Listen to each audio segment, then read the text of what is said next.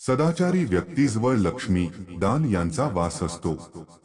महाभारतकालीन राजा सत्यदेव एक दिवस सकाळी उठले तर त्यांना एक सुंदर स्त्री राजवाड्यातून बाहेर पडताना दिसली. राजाने आश्चर्यचकित होऊन त्या स्त्रीला हात जोडून नम्रपणे विचारले, आपण कोण आहात? त्यावर त्या स्त्रीने सांगितले, मी लक्ष्मी आहे, आता या राजवाड्यातून मी जात आहे. तेव्हा राजाने तिला सांगितले, तू जाऊ शकतेस. लक्ष्मी बाहेर पडली.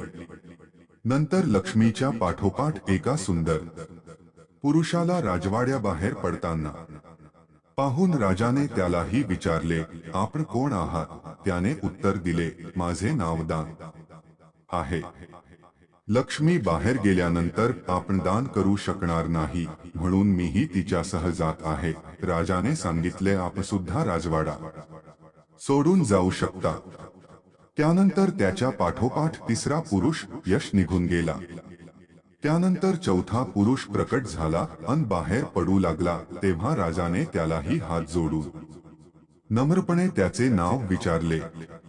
तो पुरुष म्हणाला, माझे नाव सदाचार. राजाने त्याला म्हटले, मी तर तुझा कधीच त्याग केला नाही, तू मला सोडून का जात आहेस? तुझ्यासाठीच मी लक्ष्मी, दान आदींचा त्याग केला आहे. मी तुला जाऊ देणार नाही.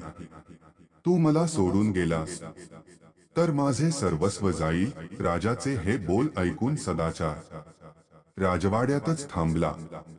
सदाचार बाहेर पडला नाही. हे पाहून बाहेर गेलेली लक्ष्मी, दान आणि यशही परत आले. आजची कथा कशी वाटली कमेंट्स करून सांगा. आणि चॅनल वरती नवीन असाल तर लाईक करा आणि सबस्क्राईब करा.